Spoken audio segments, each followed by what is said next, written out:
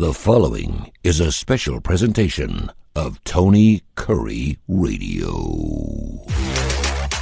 Yo, yo, yo, yo, welcome back to the K4Wins. Keefer from the Las Vegas Sun to my right, to your left, depending on how you're looking at the stage here. And of course, the chief editor out there does fantastic work. He's a man out there at ground zero in Las Vegas. Gregory below me has been playing both sides for nearly 4 decades. You know what he's talking about, particularly in team totals. He's really good. I'm Tony Kurre. I worked at ESPN, did sports radio for 20 years, some classic rock as well. Kip is going to be off today. He's got some other things going on with a previous engagement. So we'll make the three of us. And I'm unfortunate because we had some breaking news, Case, just about 20 minutes ago.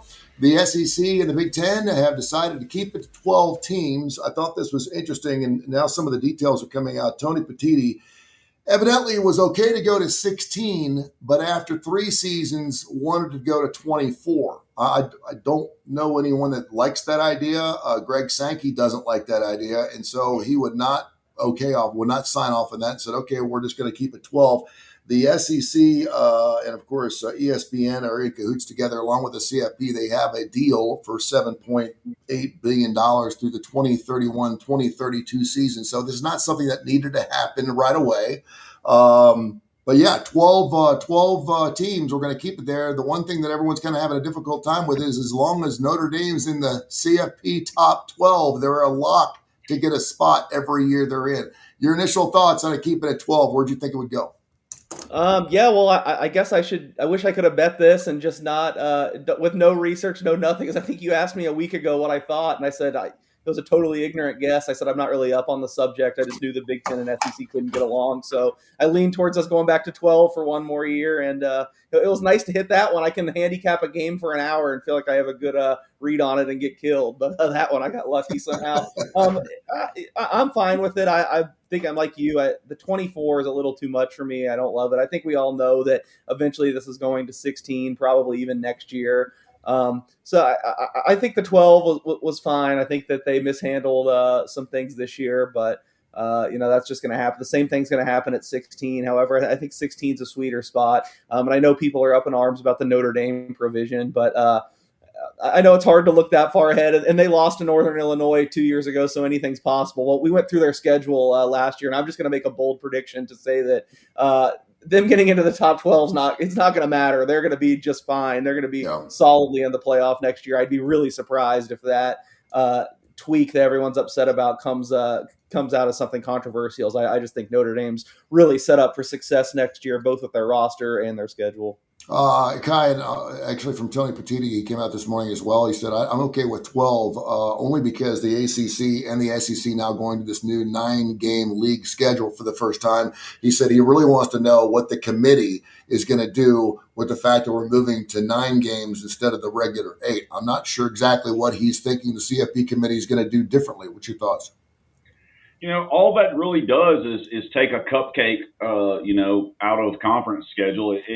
It hurts smaller schools because they're not going to get that money in that cupcake game. But in all reality, I don't see a problem with it. Going to 9 games, why not? They used to play 6 years and years and years ago. Went to 7, now 8, so they're going to go to 9. Okay, big deal. In 20, everybody made a big deal. All they're playing is conference games and all that. Well, okay, yeah, but that was special. I don't see any reason for them to expand. Who would have gotten in besides Notre Dame that could have actually made any kind of run or had any kind of chance at winning a game in the college football playoff this year? Yeah. Well, I think since Kip's not here, I could give my true answer, or at least what people would say is I think Texas was pretty good by the end. Yeah, I think Texas probably was pretty good. And we talked about this earlier too, much like March Madness. I don't expect Greensboro, North Carolina, who gets in March Madness with a 12-18 record because they win their conference championship, to win March Madness. But I do expect them, because you're talking 5-on-5, to perhaps have a really great game against a team that's really good and just has a bad game. And I think in football, if you can somehow get a 4-turnover or 3-turnover differential on one of these teams, you may see a James Madison once in a while. We've seen App State. We've seen this happen. We've seen the story before. We've seen Boise State knock off Oklahoma. We've seen Appalachian State knock off Michigan. We have seen these smaller teams, and if they can just win one game and knock out an Ohio State, we had a 10 seed make it in this year, guys. They played for a national title. I know it was Miami, but that's a 10 seed. If you told me, is a 10 seed ever going to win a national title? I'd say no. It's always going to be the top four and the rest of everyone else. Well, guess what? We came really close this year, right? Well, yeah, but they also had to be a 10 seed just the way everything was made. They're probably, they're not ever going to be lower than a couple of the teams that are in there. They weren't top six. I get it. I'm just saying that they're probably not a 10. They're probably, in all reality, with that group of those 12 teams, they should have been higher than a 10. Maybe an 8. I mean, obviously you have James Madison and the other podunk that made it in it, that obviously got the 11 and 12 spots. So there's no doubt. But I think maybe 9 or 10 was about where they should have been going into the season, maybe a little higher. Obviously they got better as time went along. So I did think it was interesting too. They threw out the number 14, which I love because it's Pete Rose's number.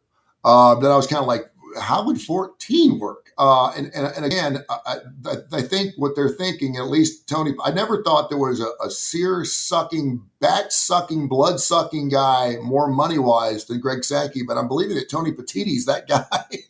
This guy's like all in, like, let's see what we can do and just blow it up. I mean, he doesn't want to wait for anything. He's Audubon all the way, man. I'm just like, wow. And I don't know anybody that wants to see it go to 24 teams. I don't. I mean, I had a conversation yesterday for 45 minutes with Mark Ingram for the UAB Blazers. And now listen, the UAB Blazers are so far away from making a playoff. But listen, if it goes to 24, teams like that have a shot. Because if you go undefeated in your league and you start scheduling some of these cream puffs, and UAB is the cream puff right now, all you got to do is pull a James Madison, go undefeated, and you're going to get in, because just look at the top 24 or the top 25. Every team would have gotten in with the exception of one. And I do think it's too much. And then it's turned into, basically an FCS. Here's the deal. We're only playing 11 or 12 games, period. 9 of those are conference games. And now you're wanting to add 5 more playoff games. I mean, it'd be like Major League Baseball playing 82 playoff games in a 162 game league. Half your games are going to be playoff games. Now, does that make for great football? Yeah, I guess. But hell, why don't we just go to 64 teams then and let them beat the shit out of each other? I don't know. It's exciting. I'm happy to see it. I'm glad it's beyond 4. It should be really interesting. But, again, and we talked about, of course, the national championship game on Tuesday a little bit. We got some NFL action to get into. Also, we're going to be asking Case. Case is our futures man. He is like lost in space. He is our futures man. He is our Star Trek guy, and he's really good at the futures, and he's really good at golf. And I know golf is going to be coming around real quick. And I don't stay on golf as much as I know you do. You're obviously in a part of the country where you can play golf 24 hours a day, 12 months out of the year. What's going on with the PGA and LIV situation? The last time I looked into it, they were getting together to create some partnership. Now I'm hearing that Rahm is leaving LIV to go back to the PGA, but he's got to sit out a year. Can you please explain how that works? Yeah, I mean, it's hard to explain. That was the case. It's like 3 years ago now. They announced they were going to have a merger and figure it out. But, honestly, nothing's really come of it. There goes. They haven't figured it out yet. So there's been no there's been no concrete evidence that they're ever actually going to merge. And, they're kind of competing entities right now. It's actually Brooks Koepka who came off of LIV this year, and PGA started this new returning players program that basically got him right in the field for this week at the American Express. And then some of the other guys, some of the other big names they have, Rahm, Bryson DeChambeau. I don't remember who else was asked, but I know those two were asked if they would be coming back. And they gave pretty tepid answers. Oh, I'm under contract now. We'll see. It's just a mess. I think everyone wants to see all these guys playing against each other week in and week out, but LIV made that impossible, and I don't know if it's going to go away anytime soon. It really doesn't seem like this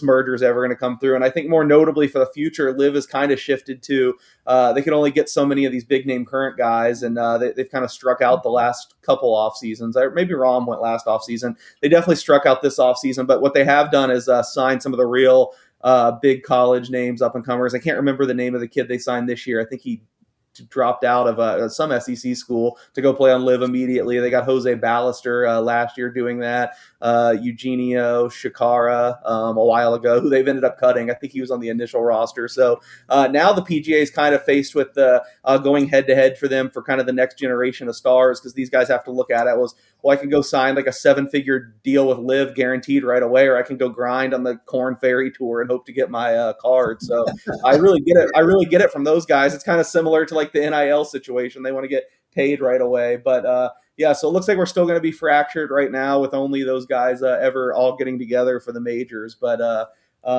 that's just who it is. PGA Tour does have a new commissioner. I'm not that deep in the weeds, so I don't know. A lot of people blame Jay Moynihan, the last commissioner, for not getting it done. And there was a lot of ill will towards him. We'll see if this new guy, who I think comes from it comes from one of the major leagues. I don't remember if it's baseball or NFL. We'll see if maybe he makes any progress. But yeah, it's just been in flux for a long time. But PGA Tour season is back up and running. I still think it's the premier product. It's just a little sad that some of the best guys are overplaying to crowds that no one cares about, because they took the big check. With that being said, since we're already talking about it, do you have any futures that you've already put out? Are you looking at some players for this upcoming season? Well, it's tough right now as we're in the middle of their Desert Dubai and American Express right now. We're 2 rounds in. I don't usually do a whole lot of updated stuff, so I bet going into the tournament a bunch of guys. Scotty Scheffler's making his season debut in the American Express, and obviously he's by far the best player in the world. So strong that he's 3-1 to win this tournament, which is a lot of times a crapshoot. A lot of times really, really high-priced golfers win because the winning score is going to be like -30. It's just who's going to get hot with their putter and hit a lot of birdies. So I did bet several guys like the 100-1, but I sprinkled in 2 guys that I think were probably second and third best in the field below Scotty Scheffler. That's Ben Griffin and Robert McIntyre. I got both of them in like the 25 to 30 range, but they both had good first rounds. I think they both were 9 under, 1 off the lead. So if you're looking to get some action into the weekend, if you see them lurking around, I do like how it sets up for them. And as much as it's usually bad advice to bet against Scheffler at any moment, in a tournament like this, I think you just have to try to beat him, because there's so much randomness. The courses are so easy that someone's going to post a huge number, and you just got to kind of swallow hard and hope it's not Scotty Scheffler. Yeah. Kai, did you have anything you wanted to add? Because I know you're into the sticks a little bit. You like to go out there and whack them on the weekends. That could be, taken so crazily there, Tony. But I look at Liv. If you want to think about it, I mean, hell, that taught all these kids how to do the NIL. Take the money and run. Because I mean, if you're a college kid, I mean, hell, if you're Phil Mickelson, $200 million guaranteed to go over there and play. You don't ever have to win. Why in the world would you not go? Versus like what Case was talking about, these guys that have to grind it out, hoping to get their card, looking for a sponsor every single weekend to pay their stuff to hope, and then they have to get what. I don't know how many wins they have to have or the qualifications, because it changes depending on the tour and what that tour happens to be named that specific year, or hell, in some cases, that specific month. Just seeing what happens. So I don't blame them, but I did love what the PGA did and the exception that they're making for guys to come back and doing that. I think it's great, but I also love what Phil said. He's like, no, I like being out here in shorts, riding in the cart. I'm old. I'm not going back to this. This is what I'm doing, allegedly. And some of those guys, so can't fault them at all. Golf week to week, I mean, everybody bets the majors. But something that I've noticed over the last 2 years watching the starting lineup when I haven't talked to Case before is he hits his golf plays, his 12-1s, his 16-1s, his 24-1s that come in and hit. And it's not always to win. He'll have them top 3, top 5, top 10. Those things also, people don't realize what you can actually wager on in golf. And you can, if you like golf, it's a great thing to do and watch somebody, bet on somebody you love, or bet on somebody you don't know, but you heard somebody talk about, and it's another reason to get into a sport that you can watch 4 days during the week versus college football, 1 or 2 days. Good stuff. K4Wins.com. K4Wins.com is our website. You can check out our blog. We got all kinds of articles on there. And, of course, you can also check out Las Vegas Sun for everything that Case Keefer's into as well. Other news this morning, if you were on Fernando Mendoza's Instagram, you saw a nice little video this morning. He is declared for the NFL draft. And, of course, undoubtedly probably the number 1 pick overall. Case, does that surprise you at all, the fact that he's jumping ship and the fact that he'll overall be the number 1 guy for sure? Yeah, no, not at all. I mean, I saw a small segment of the Raiders fan base started panicking and oh, this is just like the Raiders. He's going to go back to school. There was no way. The decision was made long ago when they gave Josh Hoover all that money. I know that something similar played out at Oregon, but I think even when Raiola committed, he knew there was a chance that Moore was coming back. I think it was obvious Mendoza was leaving, and yeah, I think he's the certain number one pick and most likely to the Raiders. We'll see. I think there's still a small percent they trade out of there. I doubt it, but. You've seen some national guys around the league with ties say that Tom Brady is captivated with Lamar Jackson and respects him more than maybe you'd think because their two styles are different. If Lamar's on the block, that's the only way I see the Raiders not making the first pick. If they talk themselves into thinking they can be a contender right away again, as they've done so many times over the last 20 years, maybe they traded away for Lamar. But I think that the most likely scenario is here in a couple months. Fernando Mendoza will be about 2 miles down the street from where I am right now, being introduced as the Las Vegas Raiders quarterback. And do you like that? Are you good with that? It's gotta be hard. Yeah, it'd be hard for me to say no just when I'm the guy that's been banging the table ever since they moved, or not ever since they moved here. I think people are a little hard on Derek Carr. He had some really good years actually, but as soon as they cut ties with him, they've had no quarterback, and they have not had shown any interest in developing a young quarterback. So I've been pounding the table. You just got to take your guy, take your lumps, and try to develop someone. Is Mendoza like the best can't miss prospect?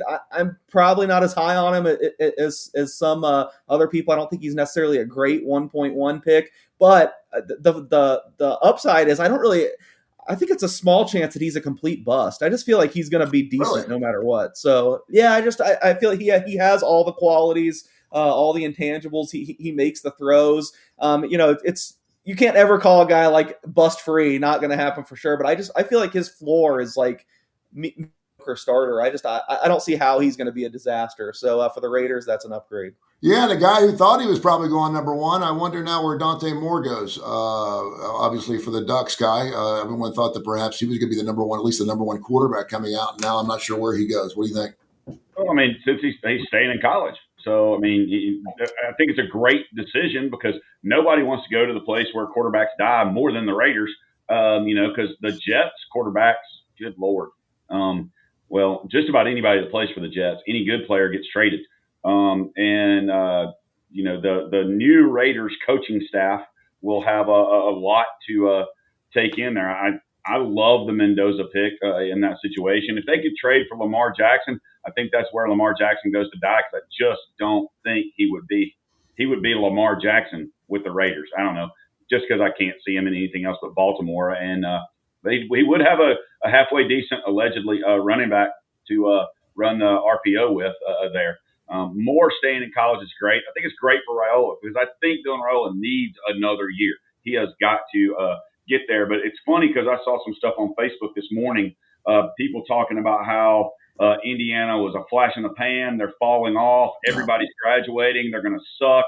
They're going to go back to being the worst team in college football next year. And I'm like, are you actually paying attention to what in the world is going on with Indiana and what they're doing and getting Hoover and arguably having the best coach in college football right now? They're not going anywhere. They're just not. But to answer your question, Moore staying in college was the best decision for him, and the Jets need to trade the number 2 pick and get a bunch of draft picks or get some a bunch of linemen because I don't care who you are, football games are still won and lost in the trenches. Yeah, when little brother Mendoza ended up splitting, you had to know that Josh was going to be the real deal, and obviously he was going to be taking every single snap on there. 2 players that won a national title, won a Heisman Trophy, and ended up going number 1 in the draft. This will happen for Fernando. Who's the other 2 guys that did it? Yeah, Cam Newton for sure. Mm-hmm. I feel like I'm going to kick myself with the other, but Cam came to mind straight away. It's my boy from LSU. Oh, Joe Burrow. Yeah, Joe Burrow. Yeah. Joe Burrow did it back in 2020. And, of course, Cam, I can't believe he's been somewhat successful, hasn't he? What's that now? He's been somewhat successful, Burrow. Well, yeah, if he can stay healthy. Yeah, I mean, half the time he's great. The other half he's sitting on the damn bench with a Well, that's because his line sucks. Again, games won or lost in the trenches. No, I'll give you that. At least he's not one of those guys that holds it. You talked about Carr. I mean, I think there was one point where he was going to either set a record for being sacked most times, and they were like, he's holding on to the ball too long. I was like, dude, he's holding on to the ball for 2 seconds. They're in his face. Like, as soon as he snaps the ball, it didn't matter whether he was in the shotgun or not. He didn't have time to throw the football. That just goes for your line. But you're right. Hey, Tony, I will tell you this. I think it's huge, and yes, I'm a Tennessee fan, so take that into account when I'm saying this as kind of a homer. I do think it is going to be very large for Indiana and for Tennessee that they lost their strength and conditioning coach and the people behind their science have now gone to Tennessee for what they've done, because they developed some kids that nobody knew on their offensive and defensive line, just point blank. They did, incredible coaching job.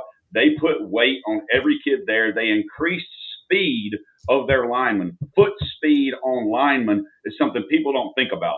And those guys that they had that were 2 or 3 stars, let's say, they developed. They worked with them year in, year out.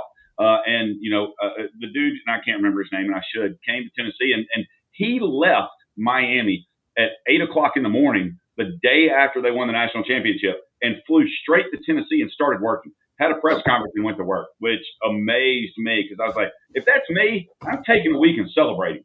I'll get to my next job later. I'm taking a vacation. I'm like, yes, I'll take your job, but hey, I'm going to go celebrate. Yeah. NFL talk coming up here in a few minutes. Pats, Broncos, Rams, Seattle Seahawks. Which matchup are you most excited about? We'll get your thoughts coming up here in just a few minutes as we broadcast live on our YouTube channel on Tony Curry Radio. Thanks to thousands of folks who tune in every Tuesday and Friday, 10 o'clock Central Time, right here with Case Keefer, along with Kai Gregory, Tony Curry. Kip is off today. He'll join us again coming up next week. Yeah, the interesting thing, we had a really interesting talk yesterday before we move on to the NFL, and I wanted to refute that, but unfortunately I didn't have really the numbers to do that. We were talking about how old Indiana was. We know they had 47 seniors, another 47 players that I think were redshirt at one point, had 6 years of eligibility, whatever. We know they were old, but then you guys brought up the fact that Miami's team was actually older than Indiana's, correct?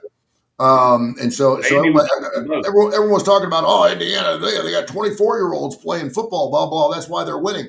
Well, obviously you play within the rules, you do what you want. But Kip and Legend and I had an interesting discussion yesterday that when you're looking at the transfer portal, that a lot more teams are going to be looking to get into, particularly now, since, of course, we got a couple of lawsuits where you got guys actually going to play pro and then coming back. And now this in basketball. I don't know if that's going to happen in football. But are coaches actually looking for 22 and 23-year-old guys in the portal that have eligibility left? Is that why some of these teams are better, because they're older, or are they just better football players? Because Indiana did it with 0 5 stars. There's a reason why they have 0 5 stars, but yet everyone on their team seems like they're 24 years of age. What gives? Can you guys explain it to me?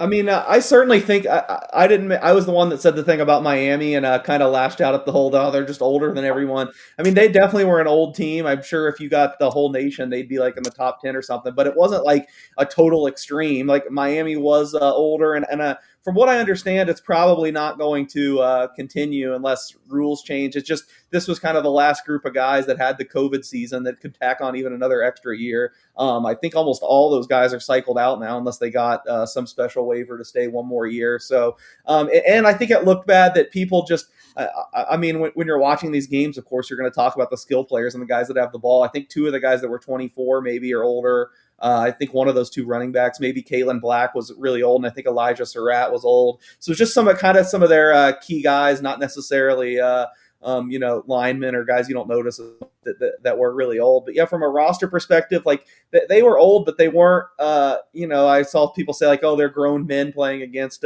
kids. BYU should win the national championship every year. Yeah, that happens. Every year BYU has 25-year-olds for the last 30 years. So. I don't know. I think it was a little overblown. I don't think teams will be as old as them and Miami in the future, but it was just kind of the very situation we were in. Well, the argument sounded like these guys would rather have a 23-year-old 3-star on their front line than a 18-year-old 5-star.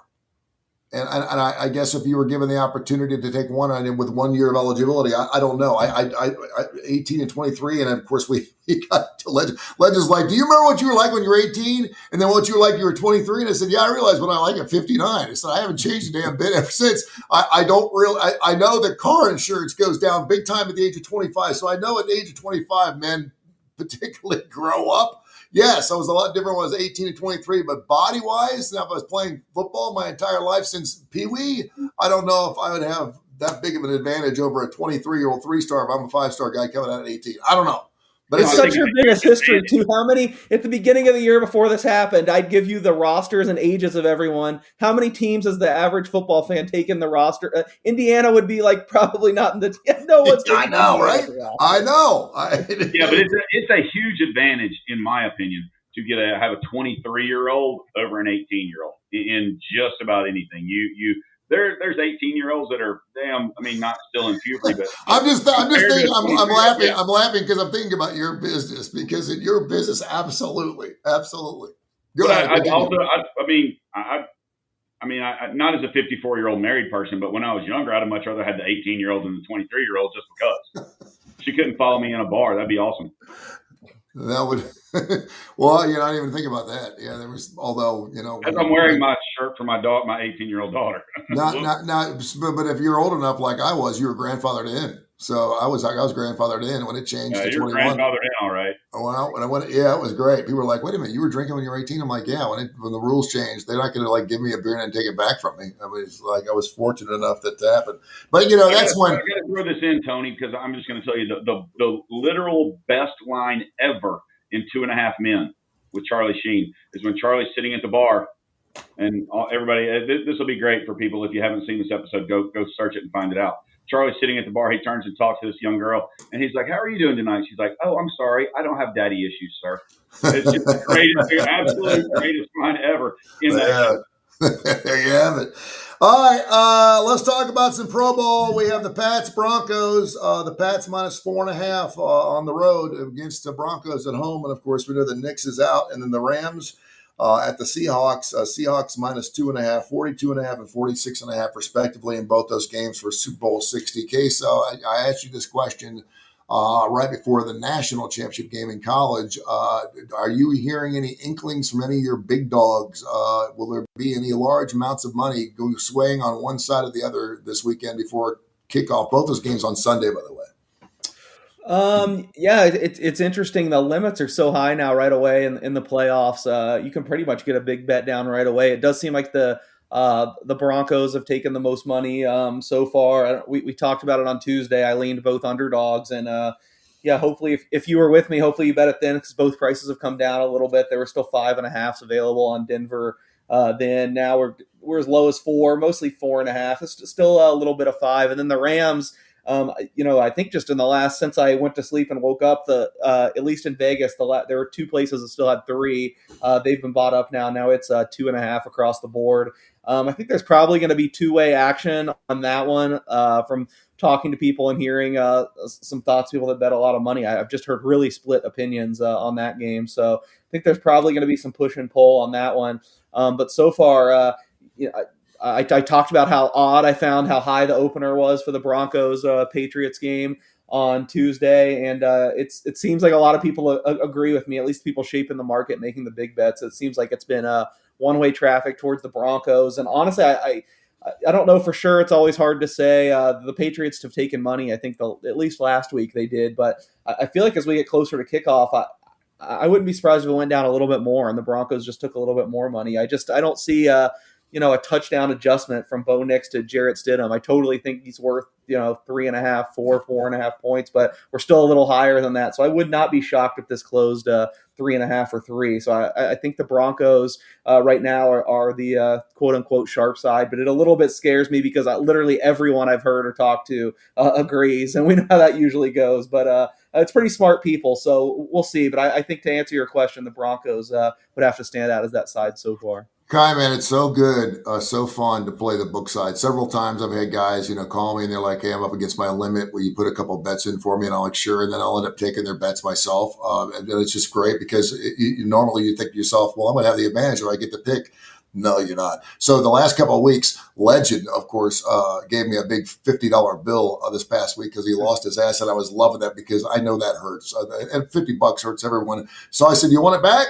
You can take it back." And he goes, "Well, who do you like?" I said, "No, you tell me who you like." And so we were talking about it. We get down to the Seattle Rams game, and I said, "Well, that Seattle -2.5 surely looks good because I mean, that 2.5. I had the 2.5 this past week, and he's like, that's the reason why it's 2.5. It's probably not going to hit 3. Da, da, da. I said, yeah, Stafford's having a great year. He's an MVP, probably, but I probably so I ended up taking Seattle. He actually was going to give me 3, and I said, no, I'm not going to take 3. I'll take the 2.5. That's like we're supposed to.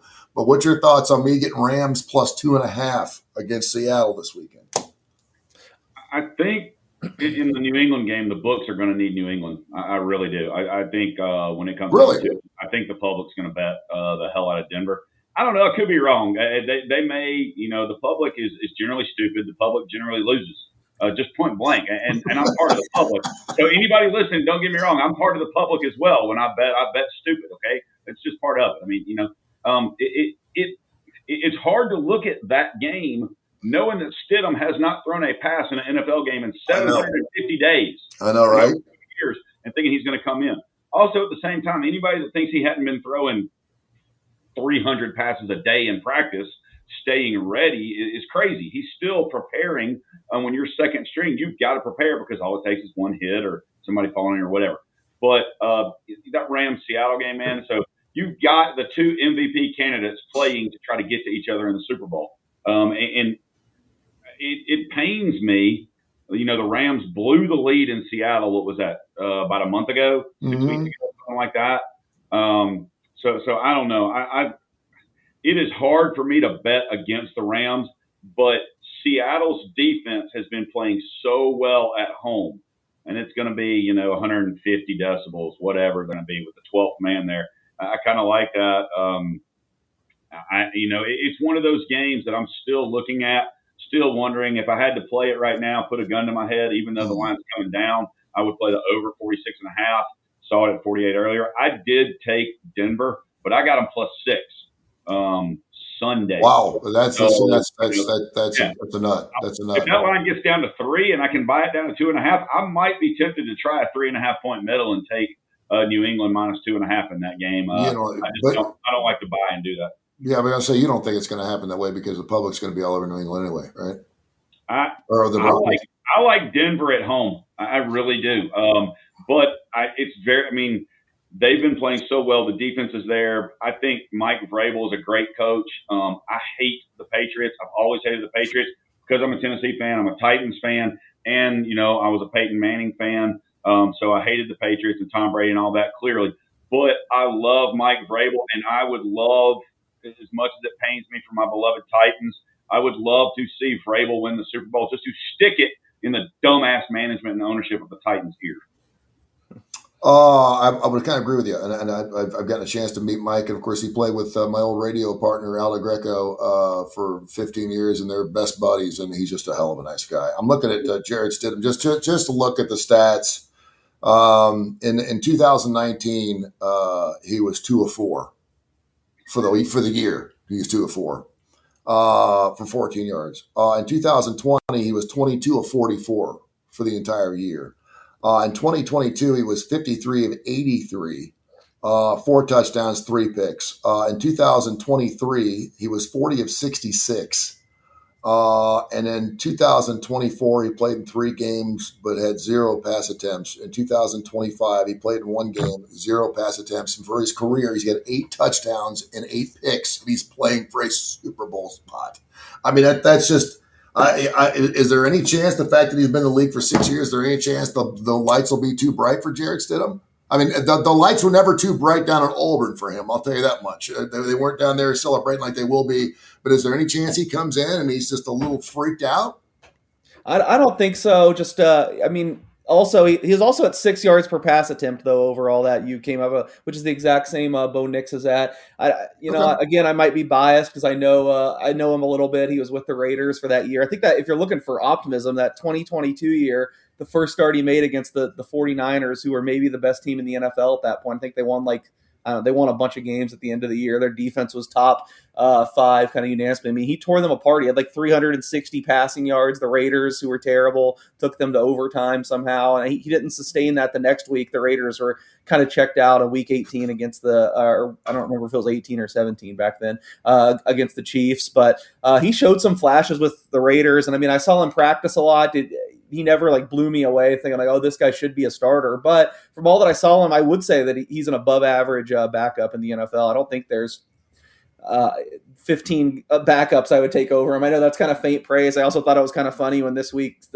Sean Payton's defense of him, which I mean, he's trying to be nice. I don't know if it comes off that way. He says he's one of the 32 best quarterbacks in the NFL. He could be starting. All right, well, he'd be the worst starter in the league potentially. But, I don't. He seems very calm. And the Raiders loved him. They wanted to keep him. And but the writing was on the wall. I'm trying to remember what year. The Raiders have been through so many quarterbacks. I might have been the Jimmy Garoppolo year, or I don't know. The writing was on the wall. They were bringing in somebody else, and despite him looking really good at the end of the year, and even getting guys like Devontae Adams and Max Crosby to say he should have a shot the next year, they weren't going to do that. So he basically jumped to the Broncos, I think, for the same amount of money. So I don't know.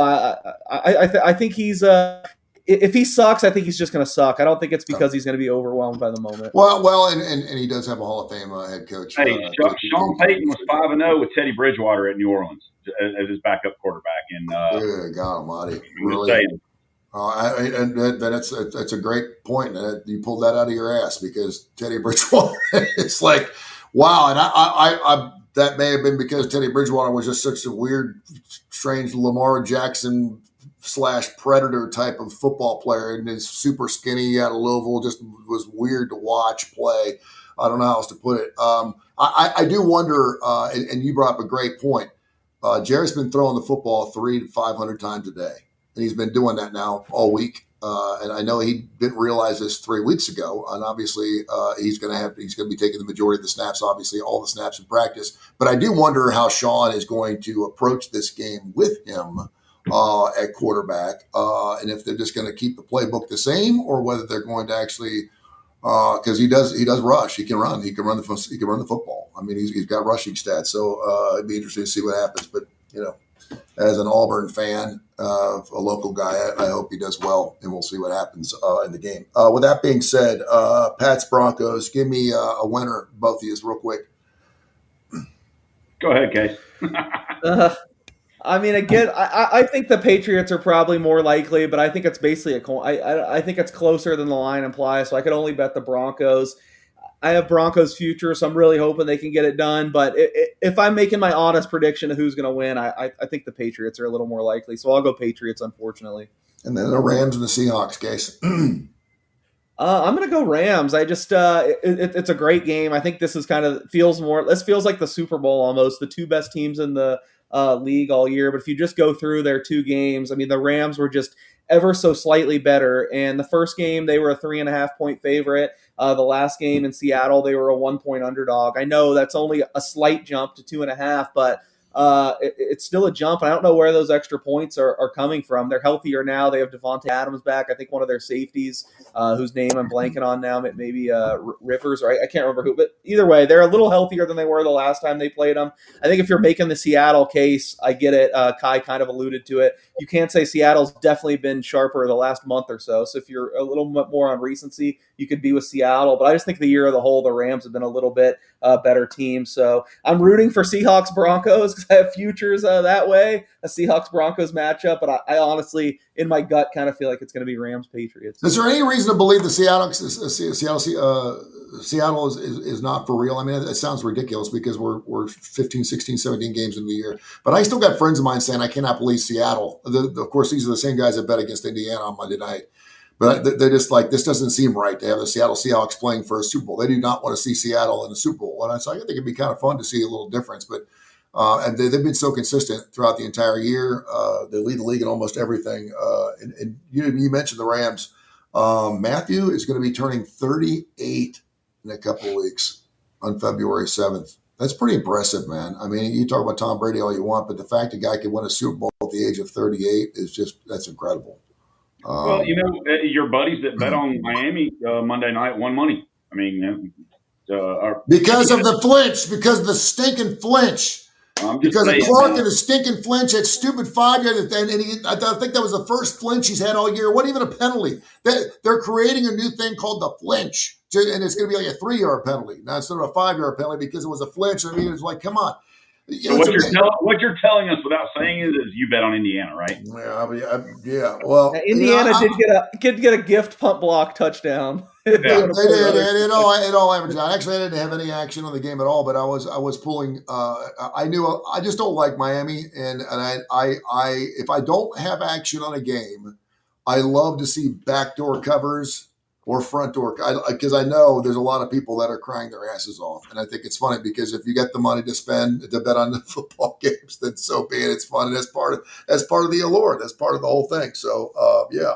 All right, we have a little time here left. What else would you guys like to get into? I know we have not talked about college hoops. It is time for us, and certainly we're talking NFL here all the way up into Super Bowl 60. But man, it's time for us to dive in to some college hoops. We got March Madness right around the corner, and we're 15, 16, 17, 18 games into the season.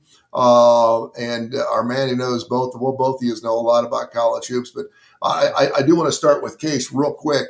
When do you, obviously you're betting all things as they appear, but how does your betting prowess go up when things start to fall off the schedule? In other words, we don't have a college football to watch anymore. Will you pick it up a little bit on college hoops?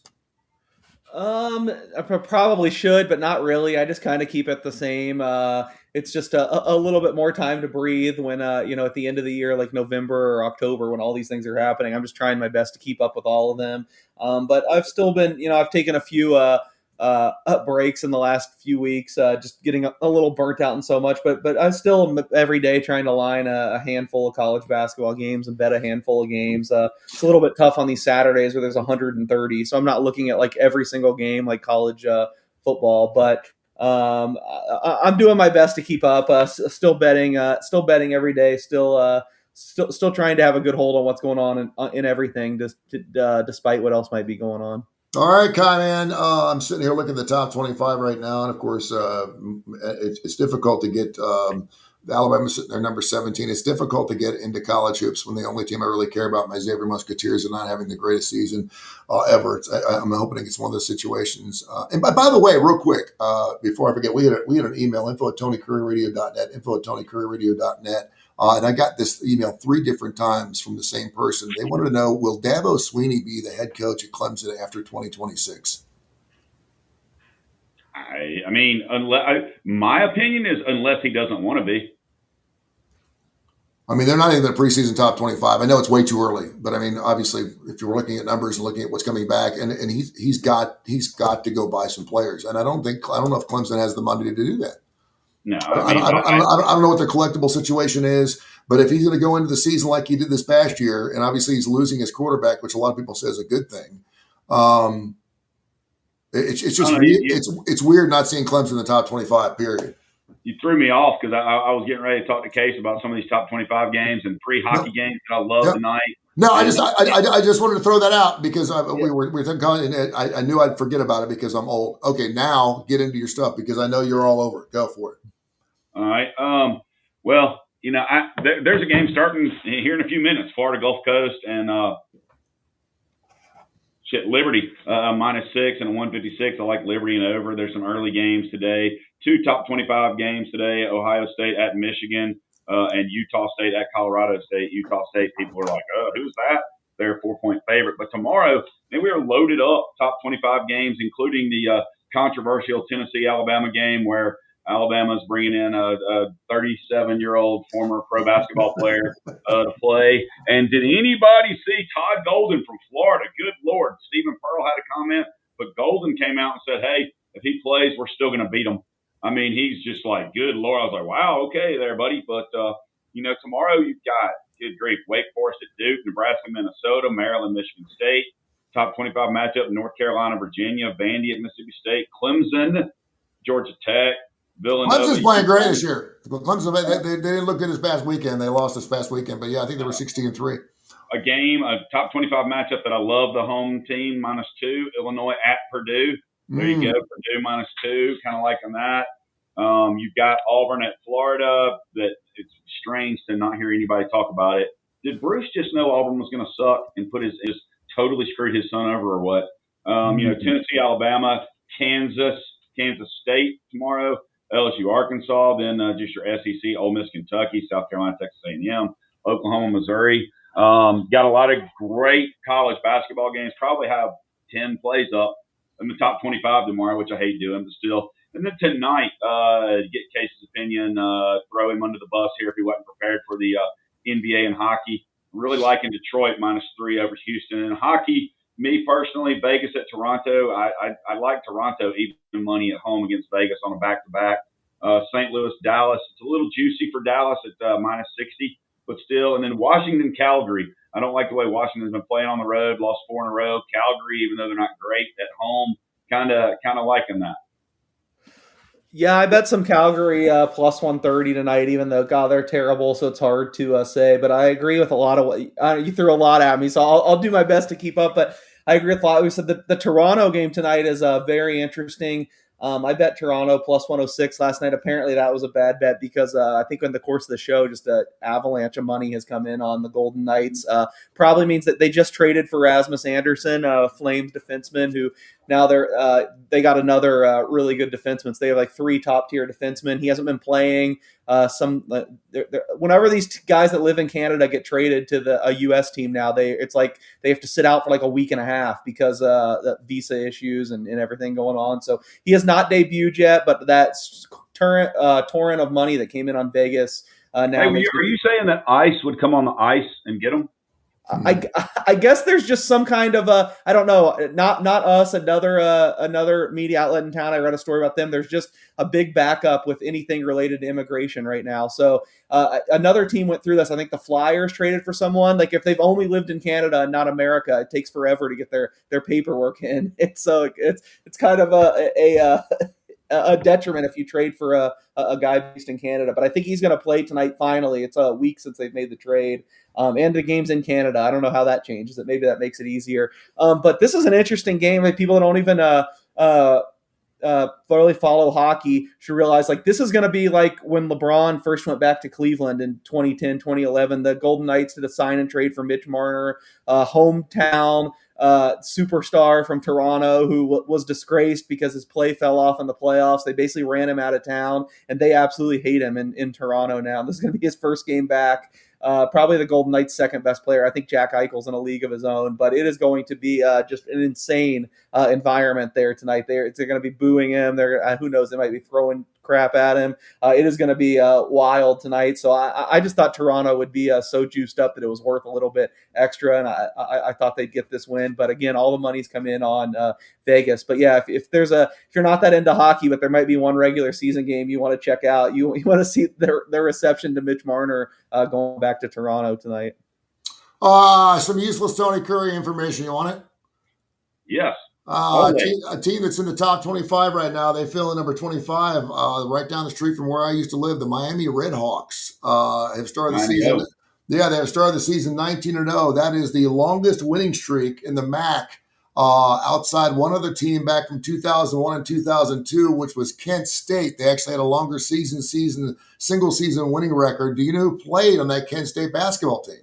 Antonio Gates. Yes, Antonio Gates. The Hall I think they were like the Elite Eight or something too, didn't they? They did. They sure did. Yeah, they sure did. Yeah. As a matter of fact, if you've ever been in Nick Saban's office, you'll see one of those signed basketballs from the 2001-2002 season where they ranked off. I think they won their 22 row in a row, something like that. But fun to see teams like Miami of Ohio get in there, and St. Louis Billikens as well. My wife's from St. Louis. You got to look, and people need to understand that people love to bet top 25 and the games that are on TV and all that. But to me, there are a lot easier ways to go.